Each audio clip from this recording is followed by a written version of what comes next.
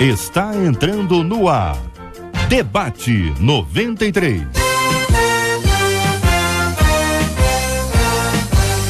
Realização 93 FM. Apresentação J.R. Vargas. Alô,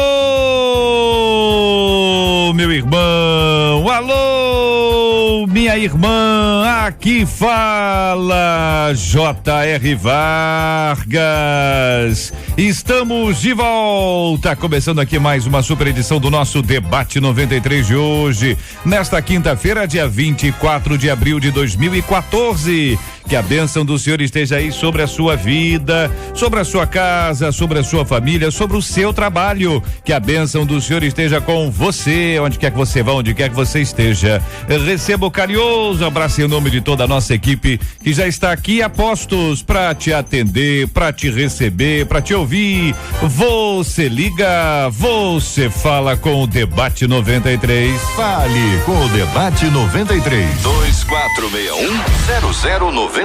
E-mail debate@radio93.com.br. Facebook Rádio 93 FM. Site www.radio93.com.br. Você está ligado no Debate 93 com J.R. Vargas. J.R. diz aqui um de nossos queridos ouvintes: olha, meu filho não perdoa o fato de eu ter me separado da mãe dele. Ele me xinga e fala coisas horríveis de mim. Tento de todas as formas me aproximar dele e não deixar faltar nada. Só que ele não reconhece. Meu filho é rancoroso e tem um ódio enorme de mim.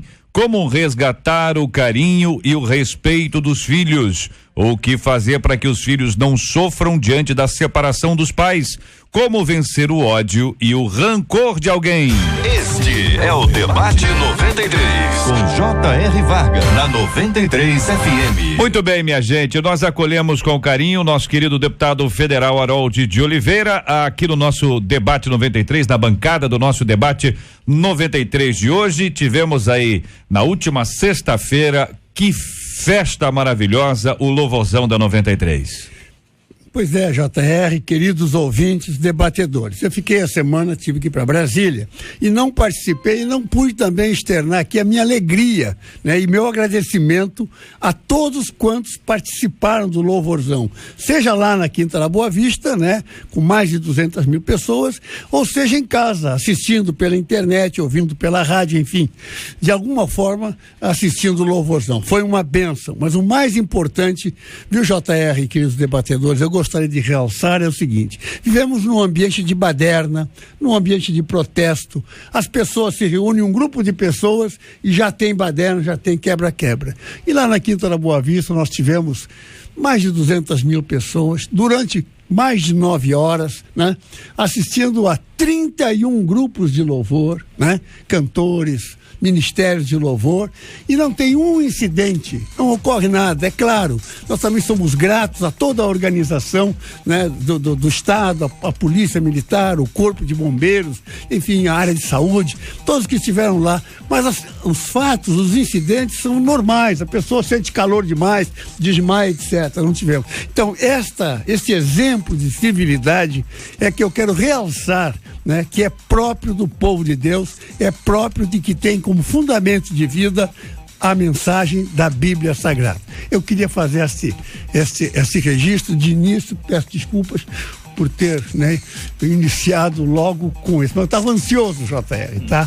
Eu estou muito feliz. Obrigado. Essa palavra é boa, tem a impressão que todos aqui estão de acordo, aqueles que conhecem, que sabem, aqueles que têm acompanhado, e o povo de Deus já é o seguinte: mal encerrou aquilo, quando é que é mesmo o próximo? Como é exatamente esse clima? É um registro da graça de Deus e da bênção do Senhor. Bênção puríssima, vem aí, minha gente, vem aí! E nesse ano vamos juntos viver a alegria de sentir o prazer de estar com vocês. Eu amo a 93. Com a gente também na bancada do Debate 93 de hoje, o bispo Jaime Coelho, da Igreja Evangélica Edificação em Cristo. Muito bom dia, seja bem-vindo. Bom dia JR, bom dia a todos os debatedores, deputado Harold. É um prazer estar aqui com vocês e hoje tenho certeza que nós vamos conseguir ajudar muitas pessoas que estão passando por momentos como esse que está colocado no debate. Difícil, né? Porque o ouvinte conta aqui, por exemplo, que o filho, ele diz, ele me xinga e fala coisas horríveis de mim. Foi o seu destaque. Foi o meu destaque, JR, e eu quero falar um pouco, não sei se vai ser esse o momento agora, mas eu quero falar um pouco sobre o aspecto familiar, o que ele pôde ver dentro de casa. Existe um assunto muito interessante que é falado hoje pela psicologia jurídica, que é a alienação parental. É uma coisa muito séria e que a gente precisa alertar a população quanto a isso.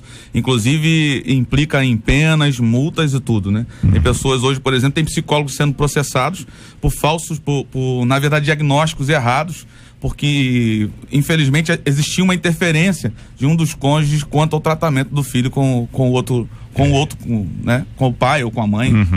Então, missionária Mara Ferreira, da Assembleia de Deus do Corcundinha, muito bom dia, seja bem-vinda, a nossa menina da mesa de hoje, missionária Mara. Bom dia, JR, bom dia aos nossos amigos debatedores. Marcela Baixo, seja bem-vinda das suas férias. É um tema latente, é óbvio, né? E estamos falando aqui de algo que está acontecendo na sociedade. Nós, como liderança, estamos justamente combatendo isso de uma outra forma, não é? Ajudando os que se separaram. Porque o ideal seria não separar. E evitar o sofrimento do filho é quase que inevitável, que o pai tenha que evitar. Mas eu tenho certeza que o debate de hoje vai colaborar não só como nós, como liderança, e como aqueles que estão passando por um período desse. Nosso ouvinte conta, e aí, querido pastor César Carvalho, da Comunidade Cristã Novo Dia, conosco hoje aqui também. Nosso ouvinte conta que o rapaz, o filho, né, ele xinga, ele fala coisas horríveis, e segundo ele, na frase que antecede a essa, ele diz: meu filho não perdoa o fato de eu ter me separado da mãe dele. Muita gente fala, a mãe fala coisas erradas a respeito do pai, é o pai que fala coisas erradas. Existe, claro, lá a sogra lá junto já não era grande coisa, né? Separou então, agora que ela solta mesmo o braço e vai ver como é que fica. Tem tudo hipótese, né?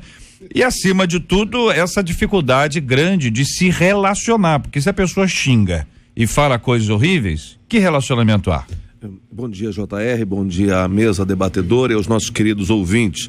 É um drama que nós estamos enfrentando na sociedade, essa questão do resultado de casamentos que vão sendo desfeitos aleatoriamente por busca excessiva de felicidade, no sentido de que as pessoas hoje acham que o importante é que elas sejam felizes em detrimento da felicidade de quem quer que seja. E nós encontramos casos assim, e filhos sofrem com isso, é inevitável o sofrimento. Todavia, eu não consigo entender, e aqui falta-nos o dado, aqui pelo menos, de qual a idade desse filho, se ele é um adolescente. É um adolescente. É um adolescente, que já é uma fase de muita dificuldade, de aceitação de qualquer que seja a coisa, até de aceitação de si mesmo. Então esse adolescente sofre, ele vai manifestar esse sofrimento de alguma maneira. O pai precisa entender que o filho não tem muitas armas para lidar com essa situação, e talvez ele expor isso dessa maneira tão difícil seja melhor do que simplesmente relegar e negar o pai. Pelo menos o filho está com raiva do pai, reconhecendo o pai de alguma forma. E se o filho não quisesse nem saber desse pai? Então, se de alguma maneira há tratamento para isso, é o pai, nesse momento, se é um momento dolorido para o menino, entender que efetivamente é fundamental que se busque amar esse menino de qualquer maneira, independente do que está acontecendo, independente das reações emocionais que podem ser uma resposta ao sofrimento desse menino. Se entendemos que é um adolescente, já é uma fase de muita dificuldade, uma fase de muitas transformações interiores, e fora essa questão, uma separação talvez dolorida, talvez debaixo de muita discussão, de muita briga. Nós não sabemos se esse pai de alguma maneira era violento na sua abordagem com a mãe. E o menino acaba sendo aquele que vai então defender a mãe. Assume a dor dela. Assume a dor da própria mãe. Então tem muitos desdobramentos. Pastor Marcelo Farias, da Igreja Batista Central do Jardim Redentor, muito bom dia, será bem-vindo, pastor. O que pensa o senhor sobre esse assunto? Muito bom dia, JR, bom dia, o deputado Harold Oliveira, a todos os debatedores e aos nossos ouvintes da 93. Nessa frase, ele me xinga e fala coisas horríveis de mim. Além de tudo que foi falado, eu queria pensar com os irmãos a ideia do histórico de vida que esse pai tem com esse filho. Esse filho está pensando no momento, é o já, é o agora, é a consequência de uma decisão do casal. Mas e o histórico? Como é que foi a criação até hoje para que esse filho hoje pense dessa forma?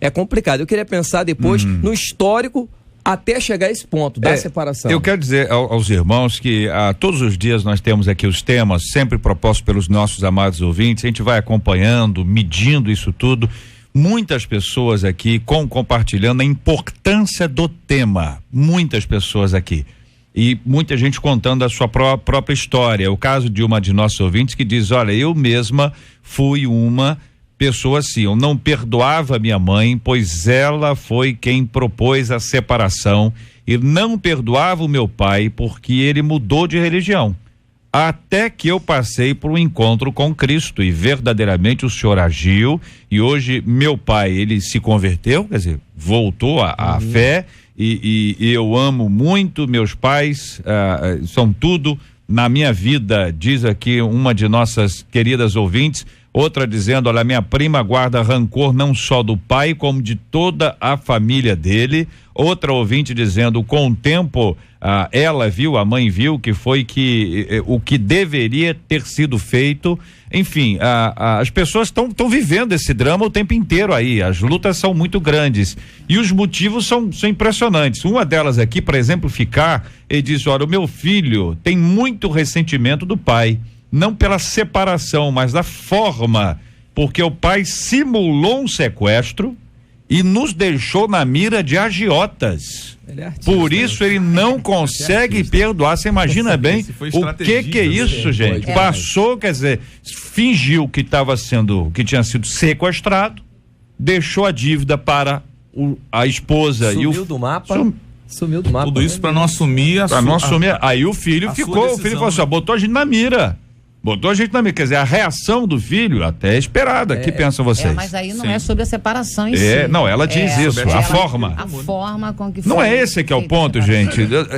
Porque separação e forma, vamos tentar de compartilhar um pouco sobre esse assunto aí. Separação, as consequências. Separação, a forma, foi tudo tranquilo, teve violino, entendeu? Tem música lenta, quer dizer, impossível. Bolo, não, né? Entendeu? Como é que é esse negócio aí? Vamos lá, companheiros. O ideal seria o porta-retrato, né? Todo mundo sonha com aquele porta-retrato bonitinho.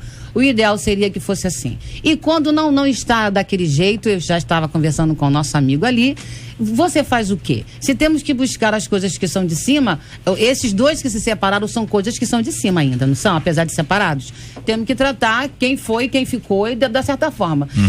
Se o filho estava sofrendo muito mais, eu penso, com esse casamento falido, desestruturado, e quem vai tratar isso com esse filho? O próprio tempo, né? O próprio tempo. Eu gostaria de fazer uma outra leitura, olhar por trás um pouco desse texto, em cima dessa história das formas, né? Como se faz a separação, como ela procede. Tudo é uma questão de consciência, na realidade, e de causa para a separação. Se a causa, por exemplo, é um adultério, evidentemente há uma agressão, né? moral ao outro, família, né? Então aí a reação pode ser de qualquer forma, até violenta, se for o caso, né? E claro, isso repercute na família. Então, a separação, ela realmente é o final da desconstrução familiar, da família natural, vamos dizer assim. O filho é a consequência da família natural. E nós, aqui na rádio, temos este compromisso de defender e valorizar a família natural. É o homem, a mulher e a sua prole, seus filhos. Esta é a nossa postura porque é cristã, é bíblico.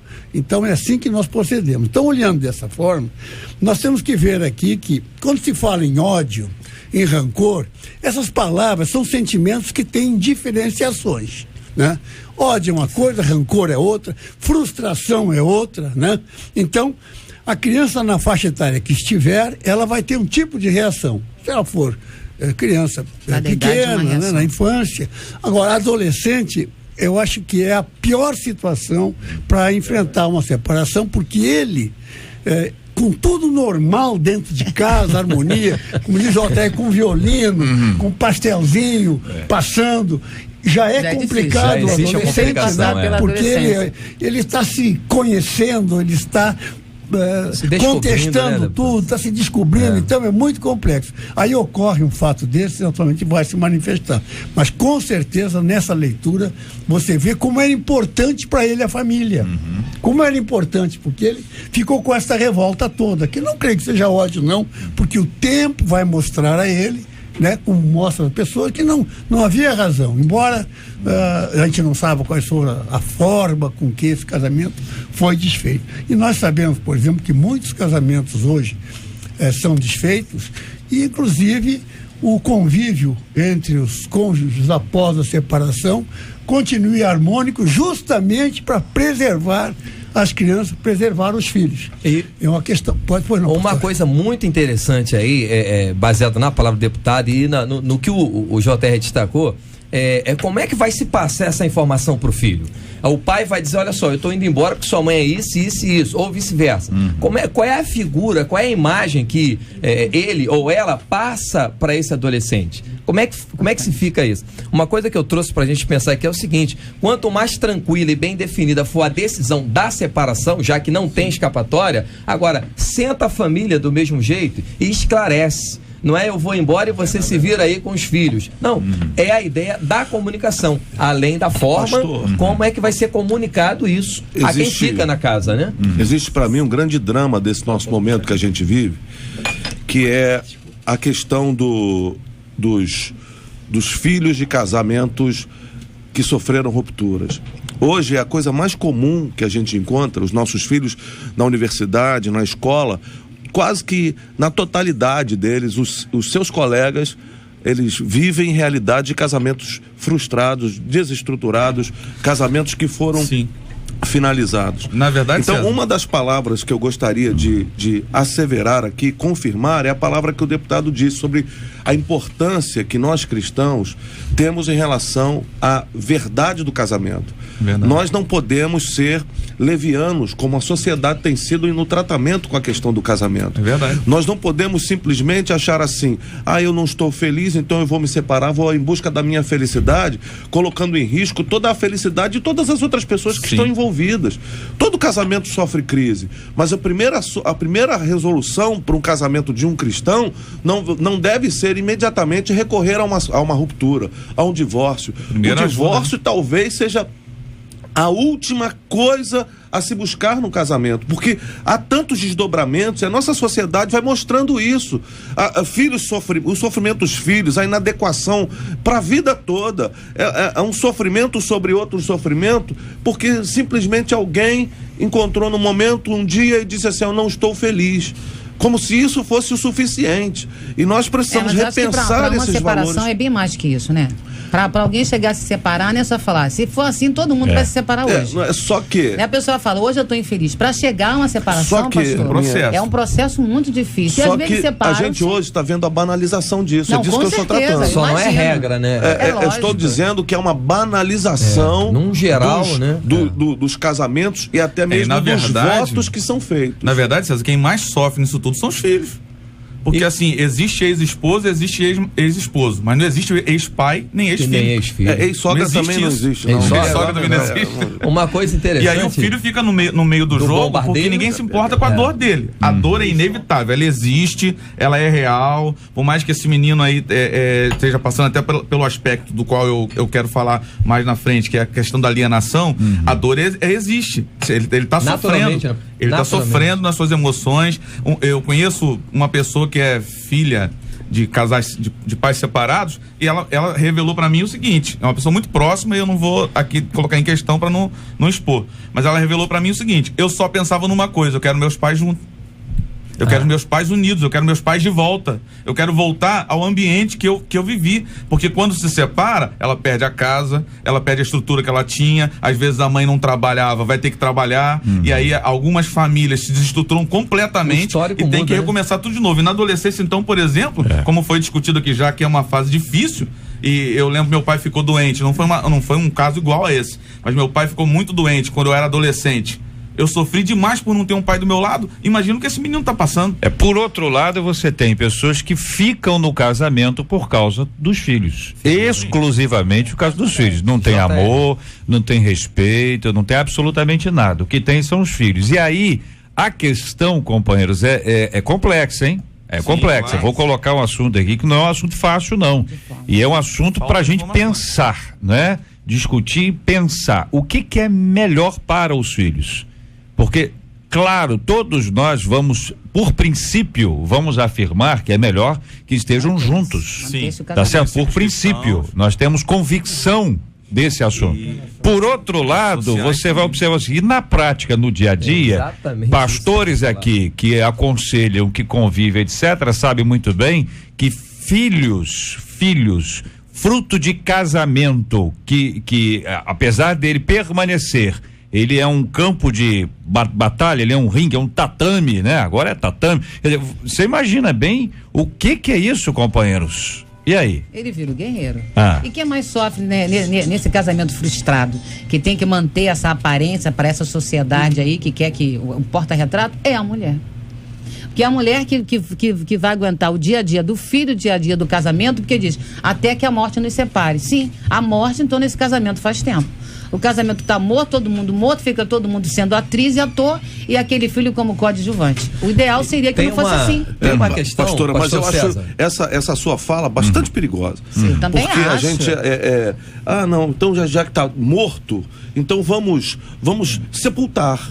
Eu acho isso muito perigoso, porque a gente tem que ter algum tipo de cuidado. Se há tristeza, se há luta, se há guerra, vamos partir para uma mudança no processo. Vamos consertar esse casamento.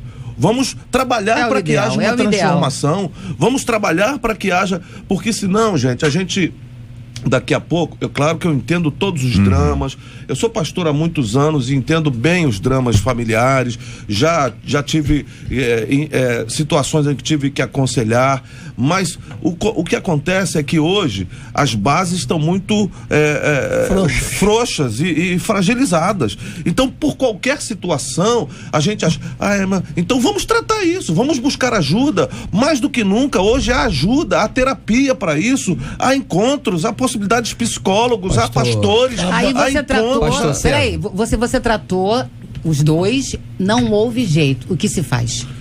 Não houve jeito é uma palavra muito difícil num caso... Não, você está falando com alguém que não é separado. Eu não estou falando que eu sou separada, não. Eu estou falando isso porque vivo isso na minha realidade. Então, se eu tenho um casamento falido, eu tenho uma família extremamente desestruturada, com agressões de ambas as partes e a criança no meio. Esse lá é extremamente saudável para esse filho, ou uma separação, talvez até um novo reencontro mais tarde, esse seria o mais óbvio. Essa foi a colocação do pastor JR. Ele colocou justamente esse fato. O que é Vamos melhor, refletir, né? o que é melhor. É para pensar. O que é melhor para o filho. É para pensar. Quer dizer, a banalização do casamento chegou a um nível tal que o desrespeito digamos assim, é tônica quando há essa desestruturação. E quando há esse desrespeito, realmente aí vira um tatame. Agora, a gente conhece famílias que sobreviveram e que, embora numa relação pessoal entre os cônjuges absolutamente destroçada, eles conseguem, por conscientização e para defesa justamente da integridade psicológica dos filhos, conseguem se manter casados direito e não transparecer aos filhos que eles estão dentro de um drama conjugal. Então, isso também é uma realidade. É uma realidade. É uma busca. Quer dizer, então é uma questão realmente bastante complexa, mas a causa disso é a banalização do casamento. Então temos aqui algumas bases aqui para nossa reflexão. Uma base é que o casamento está sendo banalizado, ou seja, as pessoas entram no casamento e saem do casamento. Vamos lembrar que eles entram. Eles entram e saem do casamento como se fosse absolutamente nada. É um namoro. É um namoro. Na cabeça de muita gente, a pessoa casa por causa da festa. Vai ter festa que vou ganhar a festa e uma viagem de um mês de lua de mel. Já ouvi pessoas falando assim, eu caso, se não der certo. Não é isso? Então é o seguinte, a pessoa tanto entra no casamento quanto sai do casamento de maneira como se isso não fosse absolutamente nada. No meio disso tudo, a gente tem todas essas dificuldades que envolvem respeito mútuo, amor próprio, as crianças, enfim, todo esse contexto que está aí. Nós vamos voltar a esse assunto já logo depois da nossa pesquisa 93 de hoje. Pesquisa 93. Olha ela aí, minha gente, aniversariante da semana, Marcela Bastos. Bom dia, JR. Bom dia, situações. Ele riu porque eu falei que ele vai me lembrar essa semana inteira que eu fiquei mais velha. Tá indo bem. Vamos lá, a pesquisa de hoje é a seguinte: você conhece aí algum filho que guarda rancor de um dos pais depois de uma separação? Por telefone, 75% dos nossos ouvintes afirmam que conhecem. E pelo nosso site, radio93.com.br, o número também é bastante alto, 72% dos nossos ouvintes afirmam sim, vou repetir, filhos que guardam rancor dos pais depois de uma separação. Muito obrigado aos nossos queridos ouvintes pela participação, sempre com a gente aqui, opinando, trazendo aqui, formando pra gente um retrato deste quadro difícil e sofrido que está diante de todos nós. Você ouve Debate 93 com J.R. Vargas. Na bancada do nosso Debate 93 de hoje, o deputado federal Harold de Oliveira, o pastor César Carvalho, a missionária Mara Ferreira, o pastor Marcelo Farias e o bispo Jaime Coelho. Microfones abertos. Voltem, meus queridos. JR, podem voltar. Pois não.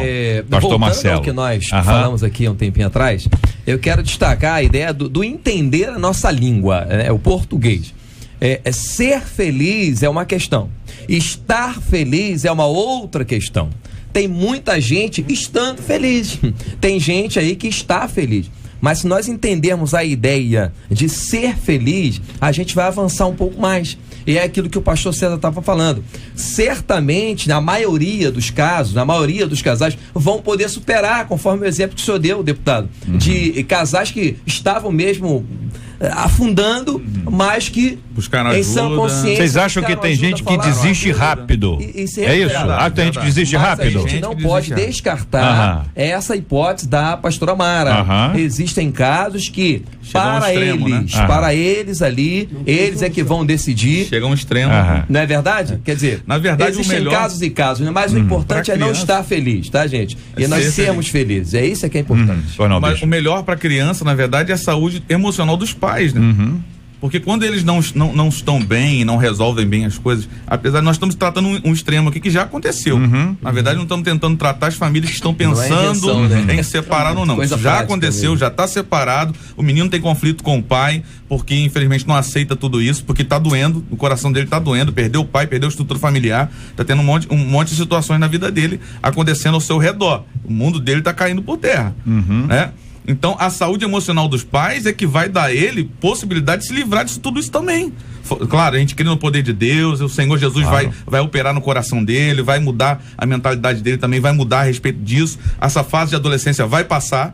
Vai passar essa fase de adolescência, porém, os pais ajudam muito. E a questão da alienação parental, o JR, que é um caso muito sério, tratado pela psicologia jurídica, fala exatamente que é a programação de uma criança para que odeie um dos seus genitores sem justificativa.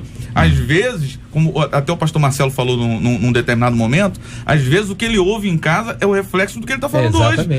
No meu ponto aqui, que é a questão dele xingar o pai, dele falar coisas horríveis do pai, não só alienação parental, mas alienação dos amigos também, porque os amigos falam, porque ele deve ter um monte de outros amigos que também são filhos de pais separados, que também odeiam seus pais, e só Deus sabe a história de cada um. Claro, deveria ser um estudo de caso pra gente ter mais conteúdo para poder chegar numa definição. Mas em tese, é exatamente isso. Quer ver, por exemplo, quando se culpa o filho, quantas vezes a criança se sente culpada porque o pai ou a mãe afirmam isso, né? E me separei por sua causa. Você imagina bem, quando fala isso para uma criança, aí a gente que lida com o adolescente vai lidando com isso e percebe que o adolescente carrega sobre os ombros dele um peso que não é dele. Mas alguém disse, ou ele se sentiu. Às vezes não precisa nem de dizer, ele assimilou aquela dor. Essa questão justamente da alienação parental é uma realidade, evidentemente, foi colocada aqui pelo bispo. E isso é tão importante porque exatamente o mundo desse adolescente, hoje e cada vez mais, deixa de ser apenas o mundo da sua família. É o mundo da escola, é o mundo da rua, é o mundo onde... relacional de uma e se não tem realmente um laço que não estrutura, né, deputado? Estrutura, mas que dê laços de controle parental, aí já entra o oposto. O controle parental é fundamental. Aliás, vou até citar um caso. Nós fizemos agora, recentemente, uma lei que foi chamada de Marco Civil da Internet. Sim. Uma lei que não precisaria existir, no meu ponto de vista, de parlamentar. Acho que é uma lei inoportuna, inadequada, mas enfim, foi aperfeiçoado o que deu, e na democracia o que vale é a maioria, não é isso? Tá valendo, e em né? política nada é completo e absoluto, sempre tem, é o possível. Então o possível foi isso. Mas tem um item lá que fala do controle parental, que é fundamental, que é a questão de você controlar as informações que entram na sua casa, seja na internet, seja através da televisão, né, seja vídeo, seja áudio, que tem que ficar preservado, porque lá estabelece que a operadora é obrigada a atender o pai naqueles horários e naqueles programas. Então vejam como é que o assunto é complexo. Vai longe, isso não tem fim. Sim, e na verdade, assim, a mãe precisa orientar muito bem esse menino, porque o pai não vai deixar de ser pai, não. Ele vai continuar pai até o fim. Aí vem por aí casamento, formatura e etc. Um monte de eventos importantes que o pai deveria precisar de um pai. Já é dolorido para um filho, de qualquer maneira, passar por um sofrimento no sentido de uma separação, uma ruptura conjugal.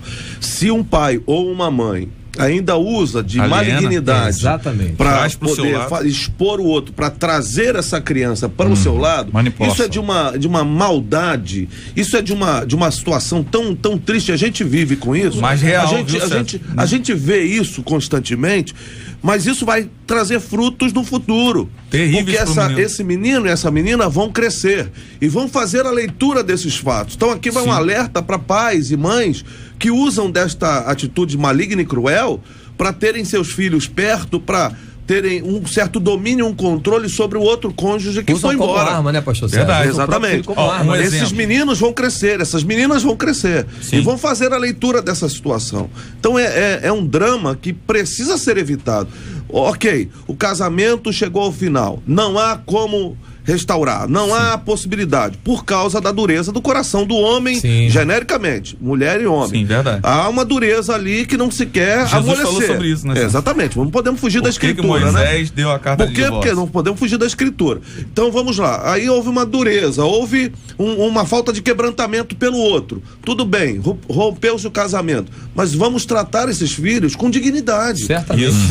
Vamos cuidar dessa criança, dos sentimentos dessas crianças, porque é muito sofrido. O nosso ouvinte disse: tento de todas as formas me aproximar dele. É uma tentativa que faz o nosso ouvinte, é o que ele nos relata, né? E não deixar faltar nada. Aí vem a perspectiva daquele que provê, né? Só que ele não reconhece. Vocês acompanharam isso aí recentemente, esse pai que foi condenado por abandono afetivo. É uma terminologia que nós vamos nos adaptando, nos acostumando a essas coisas que vem aí. A pagar 200 mil à filha por abandono afetivo, segundo decisão do Supremo Tribunal de Justiça. Então, quando isso vem, e aí argumentação de cá, argumentação de lá, até que se chega a uma decisão. A decisão, quando chega ao Supremo, quer dizer que ela passou por várias instâncias anteriores, que precederam todas essas ações e discussões que ali estavam. Quando você fala de, por exemplo, o homem que é preso porque não paga a pensão. Entendeu? Quantas celebridades são presas? Hoje já sabe muito bem que o cara pode não ser preso por uma série de coisas. Mas se não pagar a pensão, entendeu? O cara. Então, ou seja, você tem abandono de um lado, você tem isso. Essas coisas já estão dentro da realidade do nosso dia a dia. São coisas difíceis, complicadas, abandono afetivo, condenado, se estava certo, se estava errado, não vamos entrar nesse mérito aí. Mas você imagina bem quantas pessoas vocês conhecem, pais e mães, não é só pai não, Mãe que abandonou a criança. Largou a criança. Mãe que se apaixonou. Não, tô falando sério. Mãe que se apaixonou e foi embora de casa e largou a criança com o pai. E graças a Deus a criança tinha pai. E esse pai às vezes tinha mãe, entendeu? Para poder ajudar, tinha irmã, poder ajudar, porque é uma estrutura que precisaria. Ou seja, este é um problema que não é só de homem e nem de mulher. Mas esse é um problema real que nós estamos vivendo hoje. É crianças assassinadas. Assassinadas, esse menino de 11, pelo amor de Deus. A gente teve, né? Pelo amor de Deus. Então, a pergunta que faz o ouvinte aqui, e a gente precisa entender, meu filho é rancoroso, tem um ódio enorme, nós já discutimos esse ponto aqui, como resgatar? Como é que resgata o carinho e o respeito dos filhos? Você imagina que não é uma coisa tranquila, né? Tá um drama, situação complexa. Eu acho que, em linhas gerais, o que precisa fazer efetivamente é esse pai continuar na decisão de amar seu filho.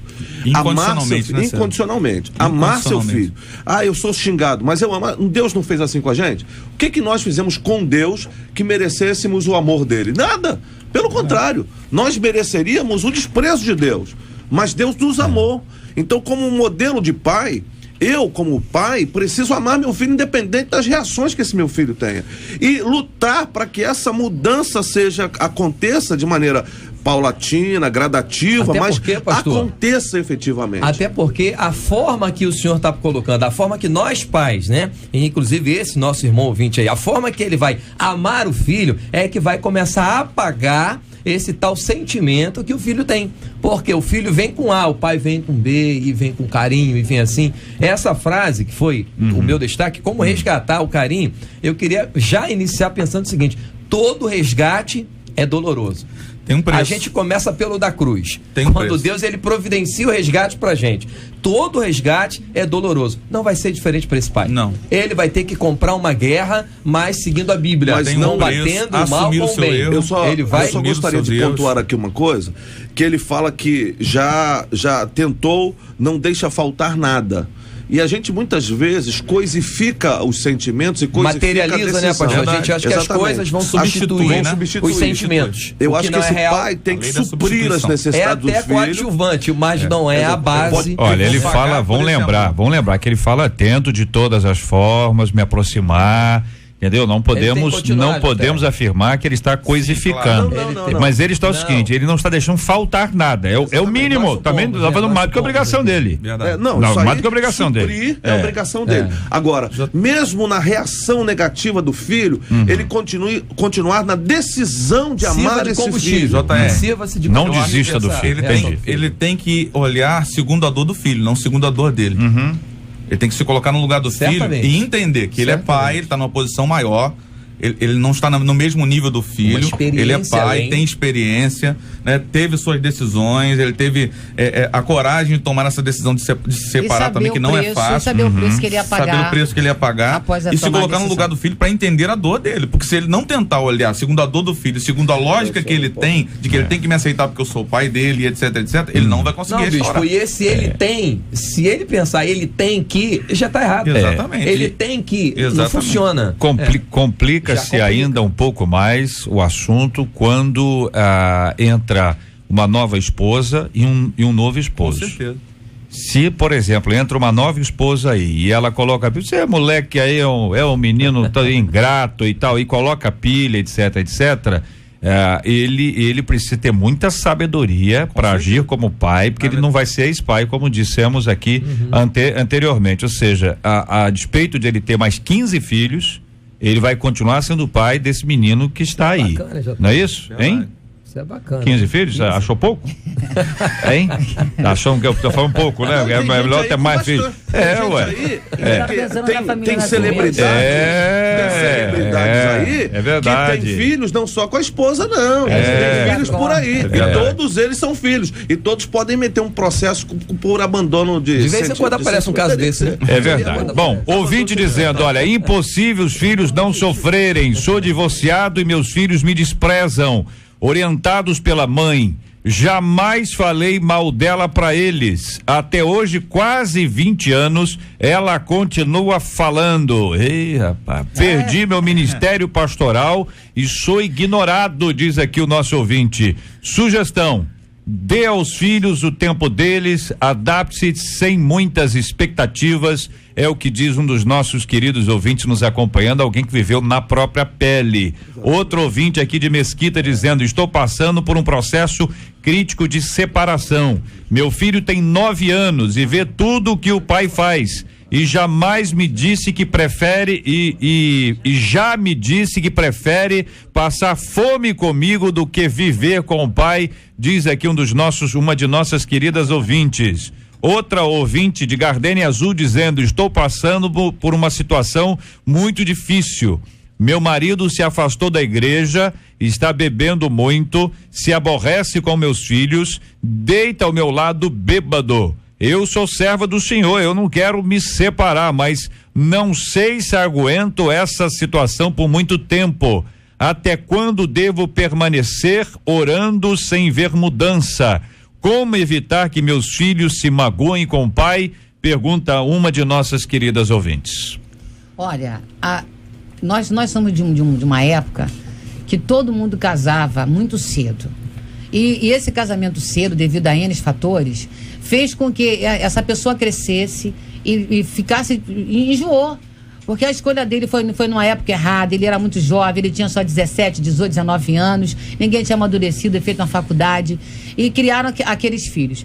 Com certeza, esse casamento deveria ter ficado de pé, era o óbvio, era o esperado. Aí houve todas essas mudanças de sociedade e aí acontece a separação. Olha, eu tenho certeza e conheço casos bastante, bem perto, que eu vejo de famílias felizes que foram agregadas a outras pessoas e a separação foi bem melhor. É óbvio que não é o que nós devemos pregar, e não é mesmo, nem que a Bíblia pega. Mas uma vez concluído isso, abraçamos as duas famílias que vieram e se dão todos muito bem. Muito bem. Essa querida ouvinte está com os filhos lá, o marido bebum, e ela quer evitar que os seus filhos se magoem com o pai, ou seja, ela tá, pelo que eu tô entendendo aqui, ela não fala mal dele, é isso, ouvinte? Você tá falando mal dele não, né? Se você falar mal dele, você tá destruindo tudo que você tá tentando reconstruir aqui, não é isso? Mas que os seus filhos fiquem magoados, por quê? Porque os filhos olham o pai bêbado. Entendeu? A dor vai ser inevitável, né, a criança, como é que vai evitar da criança ficar magoada se a coisa foi com ela? E tá vendo, né? O cara chega, xinga, chuta. Foi com a mãe. Foi com ela. Nesse caso aí, JR, dessa irmã da Gardenia Azul, Jacarepaguá, o que o pastor Marcelo Farias pensa, de imediato, é que ela deve, se já não fez, conversar com o pastor dela, né? Ajuda, aqui nós temos um tempo valiosíssimo e corrido. Ela precisa de alguém que vai estar lado a lado, certamente seu pastor, seu líder espiritual, vai conversar com o seu marido, pelo que você leu, JR, ele é afastado, ele se afastou. Ele se afastou, tá enchendo a cara. Tem um pastor, ainda que ele não queira ser ovelha. Se esse pastor ama, ele ainda tem um pastor. Então, irmã, converse, porque existe uma grande diferença em uma pessoa ser um bom pai e não ser um bom marido. Então, precisa se orientar as crianças em relação a isso. Olha só, ele pode não estar sendo um bom marido. Mas lidar com peraí, será que ele é um bom pai? Então, e quando a criança assume, por exemplo, da Chatuba ouvinte dizendo, tem que ver como o pai trata a mãe e vice-versa. Porque ainda que ambos tratem o filho bem, a criança rejeita porque vê o tratamento que o pai tem com a mãe e a criança toma as dores. Diz aqui um ouvinte da Chatuba acompanhando a gente. Olha, de Belfor Roxo, outro ouvinte aqui dizendo, acredito que tem que ver o histórico do relacionamento dos pais. Na minha casa também passamos por separação, mas minha mãe sempre nos incentivava a visitar o meu pai e não nos envolvia no conflito. Depois de muito tempo, eles conversaram, eles oraram, eles buscaram ajuda e por fim reataram, graças a Deus. Hoje são bênçãos na igreja, nós nunca guardamos mágoa. De bom sucesso, tem 2 anos que minha irmã se separou e meu sobrinho tá revoltado. E não é só com ela não, mas com a família toda. Diz que perdeu sua vida, seu quarto, suas coisas, aí começou a trabalhar. Alugou um apartamento, não é isso? Um lugarzinho, né? Ficar fofo. E aí ele obriga a mãe a pagar o aluguel dele. Olha aí. Entendeu? E ele só tem 23 anos. Se vingar da mãe. Ele só tem separar, 23, né? vai ter que pagar meu Ele aluguel. obriga a mãe a pagar e não fala com ela. É como se ele culpasse a mãe e o pai nessa história. Cadê? Sumiu. É a vingança dele com a mãe, né? Já que se separou, vai pagar o meu aluguel. Mas é do bom aluno do pai, né? A impressão que dá é que muita Agindo gente dessa forma. esquece da dor do outro. Assume a sua como a sua dor fosse a mais. Sobre problemas A única. familiares é algo muito A abrangente, única né? dor é a dele. A gente vai encontrar coisas terríveis e tenebrosas. Por exemplo, uma coisa que a pessoa pode fazer para evitar, o sofrimento e o rancor ou a restauração. Às vezes o pai vai visitar o filho, eu sei que é uma situação totalmente desconfortável, mas nem no portão a mãe às vezes vai entregar a criança quando vai buscar o filho. Isso. Não tem conversa mais, não tem diálogo mais. O seu filho, o problema do seu filho, as dificuldades do seu filho, é muito difícil Até lidar por com conta tudo da isso. nova pessoa também, né, bicho? Como é que a Porque criança é um vai lidar com tudo relacionamento, Isso eu queria né? voltar um pouquinho a essa criança de 23 anos que está obrigando a mãe Esse a senhor de pagar. idade, é um senhor de idade quase. A pagar aluguel, Pagar Bia, aluguel. pastor. Mãe, pelo amor de Deus, Isso. para de pagar esse aluguel. Simples. Ué, não que é isso? 23 anos de idade, verdade. pô, sofreu, a gente Quis ter analisa, sua vida, né? vamos embora, ué. Essa criança de 23 anos de idade precisa amadurecer em algum momento. Sim. Tem que crescer, né? De repente já tá na hora, né, pastor Sérgio? Companheiros, mas você imagina bem, se a vida foi assim até aqui, mudar esse processo instantaneamente difícil. não é uma coisa fácil. De uma hora É óbvio que uma pessoa de 23 anos tinha que estar sustentando a mãe. Era exatamente o agora, né? oposto. Mãe, só para ficar Coisas em tranquila, casa. eu sei que a senhora passou Meu por pai uma foi dificuldade embora, mas grande fica aí, meu pai falou, mas eu tô aqui, ó, eu tô aqui, vou. Agora a pessoa. Eu sou o homem da casa Não é agora isso? com a senhora, Mesmo que a mãe tenha sido o principal vetor dessa ruptura. Aham. Mesmo que tenha sido ela a responsável por essa ruptura, esse rapaz de 23 anos precisa começar a acordar e amadurecer, Até gente. porque, Não tem- pastor César, a razão da separação não inclui o filho. E não a há- razão da separação E não há é entre o nada marido que e a mulher. amadureça mais alguém do que perda. É verdade. Então tem que deixar esse menino perder também. Entendemos aqui, companheiros, o quanto é difícil esse assunto. O quanto esse assunto tem janelas pelas quais nós todos podemos entrar, observar, discutir, a gente vai, fecha uma, abre outra, vai para cá, vai para lá, porque para que todos os nossos ouvintes compreendam o quanto este é um assunto difícil. Sim. Então não tome uma decisão de maneira precipitada. Não tome uma decisão no embalo de uma emoção. Essas coisas precisam ser muito bem avaliadas, analisadas, pensadas. Outra coisa importantíssima, trate este assunto até o limite. Não desista antes do tempo. Suba todos os degraus necessários até que se conclua. Tem jeito ou não tem jeito? Busque todas E as- outra coisa, aí é uma sugestão minha aqui para os nossos ouvintes. Você começou o casamento na igreja. O pastor estava lá?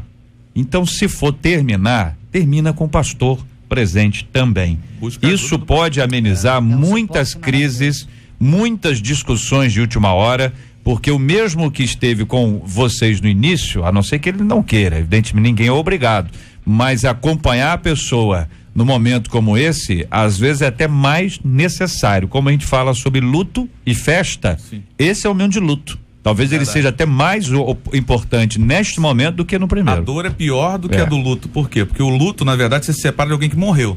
A separação, você se separa de alguém que está vivo. Segundo a psicologia, isso é mais difícil de encarar do que a dor da perda de um ente querido pela morte.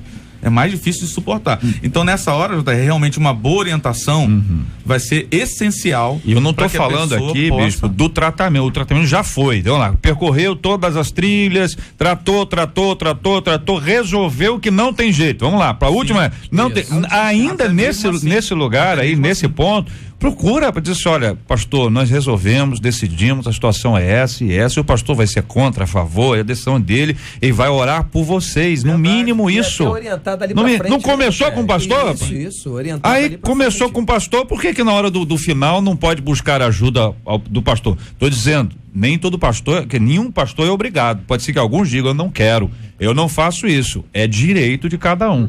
Por isso que eu tô dizendo que é uma sugestão minha, muito respeitosa, e não tô botando na conta de ninguém, tá na minha conta aqui mesmo. Vamos lá, pesquisa. Pesquisa 93. E aí, Marcela, vamos encerrando a nossa pesquisa 93 de hoje. A pergunta foi: você conhece algum filho que guarda rancor de um dos pais depois de uma separação? E a gente termina com um empate, tanto por telefone quanto pelo site. 75% dos nossos ouvintes afirmam que conhecem filhos nessa situação. Sim. Muito obrigado aos queridos e abençoados ouvintes. Vamos aqui às notícias mais importantes da manhã, minha gente. Vamos lá. As notícias mais importantes da manhã no Debate 93. Após mais de 20 anos do impeachment que o tirou do poder, o Supremo Tribunal Federal deve julgar hoje o ex-presidente e atual senador Fernando Collor de Mello. Acusado de receber propina para direcionar licitações de propaganda, ele pode pegar até 24 anos de prisão, caso seja aplicada a pena máxima para os crimes. A mãe do dançarino Douglas Rafael Pereira, o DG, Maria de Fátima Silva, disse hoje durante o velório no cemitério São João Batista que vai viajar em breve para denunciar a morte do filho à Anistia Internacional. Ela falou ainda que não vai deixar o assassinato de DG no esquecimento. O dançarino da TV Globo foi morto com um tiro no início da semana. O caso causou protesto no bairro de Copacabana, que ganhou destaque da imprensa internacional. A polícia investiga se o tiro teria partido da arma de algum PM. 5 pessoas ficaram ilhadas após o barco em que navegavam perto da Austrália perder a âncora e ficar à deriva. Os passageiros desceram da embarcação e acabaram ficando presos numa parte de rochas. Só conseguiram se salvar porque escreveram num banco de areia a palavra SOS. O pedido de socorro foi visto pela tripulação de um helicóptero. Os 3 homens e 2 mulheres foram resgatados após cerca de 9 horas com desidratação e queimaduras. Muito bem, vamos aqui ouvindo os companheiros aqui. Deputado Harold, essa situação que envolve o Fernando Collor de Mello, 20 anos após mais de 24, não é isso? É isso? 24 anos? É por aí, né? 25 anos. 25 anos. Eu acho que aqui, meus queridos ouvintes, JR, debatedores, o importante não é o personagem. O personagem, ele já pagou. Ele foi julgado, pagou e está limpo, voltou senador. Então hoje ele é um senador limpo no Congresso Nacional. Não é esse o caso. O que nós temos que observar aqui é o que comentava até o pastor César, é a morosidade da justiça, né? Que coisa impressionante, né? Então isso é que tem que ficar aqui, digamos, registrado, e que de alguma forma nós temos que mudar essa situação de acelerar mais a justiça no julgamento desse processo, claro, sem prejuízo para ampla defesa dos réus, etc. Mas que não pode demorar 20 anos para um julgamento ou mais, né? 24 desse caso. Complica, né? E num caso tão dramático e tão visível quanto esse que foi do Fernando Collor de Mello. O mundo inteiro. Todo mundo acompanhou e 20 anos depois, 25 anos depois, está se discutindo ainda se ele fez ou se ele não fez. Ou seja, dá a impressão para todas as pessoas, inclusive para aqueles que estão fora, que o Brasil não leva a sério questões sérias.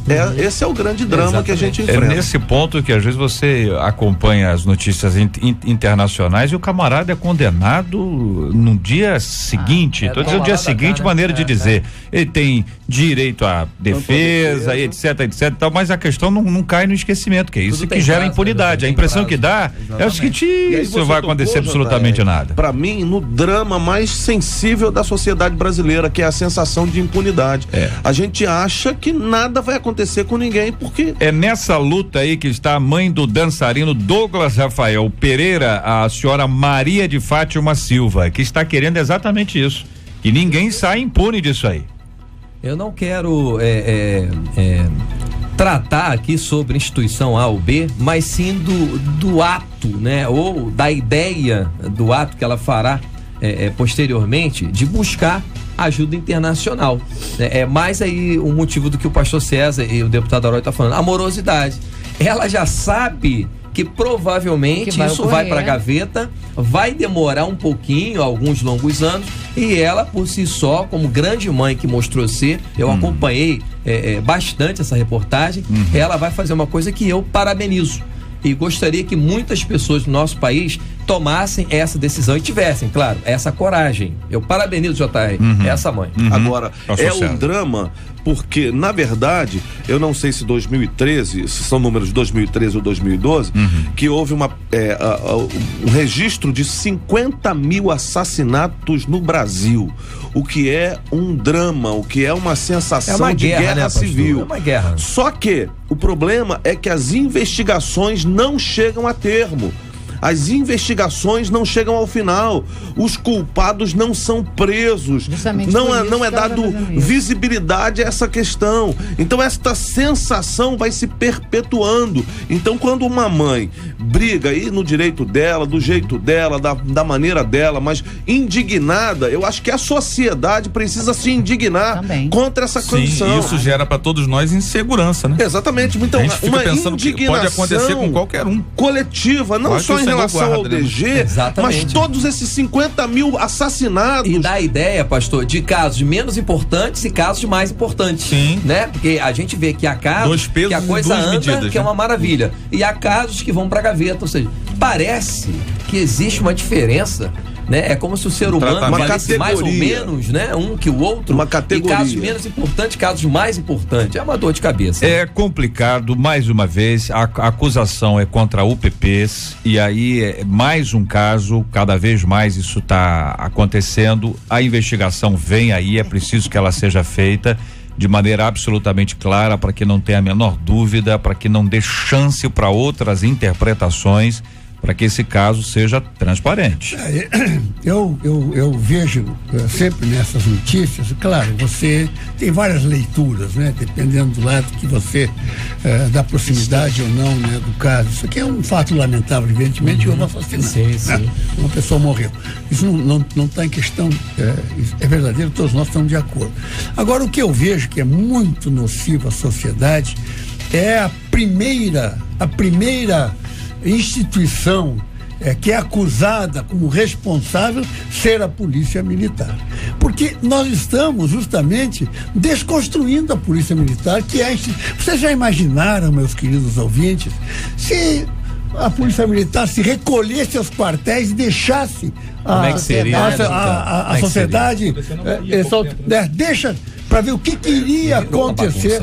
Não, então nós temos que entender que existem maus policiais, que existem ações erradas, sim, mas não é a instituição que tem que ser responsabilizada, nunca. Porque isso faz parte de um outro processo que é até ideológico, de desconstrução desses aparelhos do Estado que garante a nossa segurança. E na Austrália, aí eu quero ouvir a opinião dos companheiros também, 5 pessoas ficaram ilhadas após o barco em que eles estavam, perto da Austrália. O barco ficou à deriva, eles desceram da embarcação, ficaram presos numa parte de rochas, aí só conseguiram se salvar porque escreveram no banco de areia a palavra SOS. Parece roteiro de filme, né? Verdade. Parece detalhe, né? Eles perderam a âncora. Perderam a âncora. Tá escrito aí. Verdade. Fica uma lição, né, JR? Leve uma âncora à reserva. Já teologizou aí, né? Já teologizou. Já vi a aplicação na mensagem. Verdade. Eu achei interessante porque ficaram ilhados, sem nenhum outro meio de buscar socorro, e utilizaram de uma forma linda que para nós que pregamos, usamos isso, mas busque sempre o SOS para sua vida. E o SOS de longe. A história, então, tem sempre um socorro para todos nós. Falta dizer que a pedra que clamou, né? As aplicações teológicas. O socorro veio do alto, foi helicóptero, né? Ainda bem que não foi o rapaz daquela piada que Deus mandou helicóptero e falou: Deus vai me salvar. Esse aí foi inteligente, aproveitou, Deus mandou socorro. Muito obrigado aos companheiros aqui, a participação de todos vocês, opinando nas notícias mais importantes da manhã. As notícias mais importantes da manhã no Debate 93. Ouvinte dizendo o seguinte: olha, meu marido vive em redes sociais. Antigamente meu marido ficava em rede, mas o cara era o cara deitado, né? Era o sujeito que deitava, né? Ficava só na rede. Agora vive até hoje ainda, né? Mas esse aqui não, esse aqui vive em redes sociais. Ela diz: eu não suporto mais isso. O desequilíbrio dele é tanto que mal nos falamos e ele não lê a Bíblia há muito tempo. Quando fala alguma coisa, ele não presta atenção, sabe por quê? está de bate-papo com alguém. E o pior é que boa parte das conversas dele acontecem com amigas da época em que ele era solteiro. Olha aí, estou vendo meu casamento ser destruído e não posso fazer nada porque meu esposo não vê nada demais. Inclusive o nosso filho pequeno já nem brinca mais, só fica na internet. O que fazer quando queremos ajudar alguém que não quer ser ajudado, hein? Quais os sinais de que a internet, ao invés de bênção, está se tornando maldição? Como as famílias podem se defender deste mal moderno?